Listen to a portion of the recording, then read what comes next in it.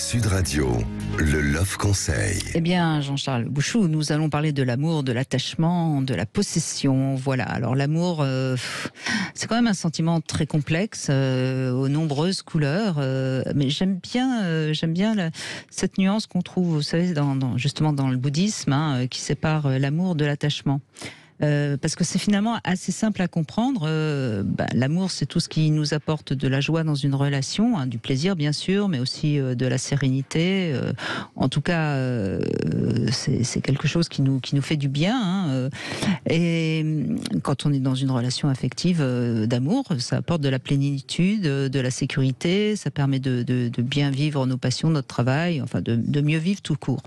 Tandis que quand on est dans l'attachement, il va y avoir une forme de dépendance. On croit aimer l'autre, mais en fait on a besoin de lui ou il a besoin de nous, et ça entraîne souvent un petit sentiment de jalousie, voire de possession, notamment si il s'intéresse à quelqu'un d'autre, ou même si par exemple il passe trop de temps dans son travail, dans le sport, dans les amis, etc. Et voire même de colère, s'il ne nous satisfait pas comme on le voudrait, et puis pourquoi pas même de peur si on trouve qu'il ne nous dit pas assez qu'il nous aime. Voilà, donc je crois que c'est vraiment important de bien comprendre. L'amour, c'est pas le pays des bisounours, certes, c'est aussi avec des sentiments parfois contradictoires, etc. Mais l'attachement, c'est quand même quelque chose qui est assez facile à repérer, je trouve. Ouais, l'attachement et le besoin, ce qui revient presque à dire la même chose. Oui, mais vous êtes d'accord que pour savoir si on est vraiment dans l'amour, il faudrait voir s'il n'y a pas des petites notes d'attachement. Si on était vraiment dans l'amour, on serait d'accord de laisser l'autre partir.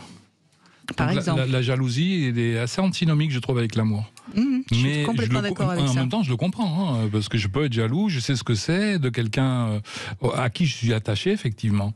Mais quand on aime vraiment, ça on l'a connu, j'imagine, avec ceux qui ont eu des enfants, avec nos enfants, quand ils sont grands, on les laisse partir.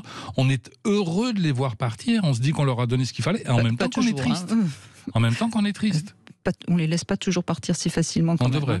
Il y a parfois des vous voyez, là, on est dans l'attachement, on n'est plus dans l'amour. Moi, je me souviens d'une petite question comme ça, un peu perfide, que je pose à quelqu'un quand l'autre doit partir et qu'il est malheureux, enfin que c'est la personne à qui je parle est malheureuse, etc.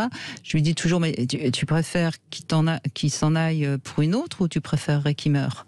Et ça crée généralement un grand froid. Oui. On me regarde avec effroi, genre, quelle question je pose. Mais elle est dure, mais elle est quand même très juste. Je comprends, oui, je vous comprends. Parce qu'après tout, si on est en amour vis-à-vis de l'autre... Dans le bel amour, on est content que l'autre s'en aille.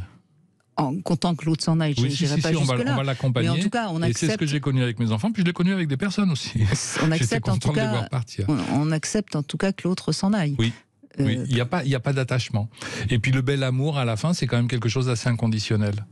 Alors que ce qu'on a dit tout à l'heure sur l'amour, c'était beaucoup de la satisfaction. C'est pas la même chose.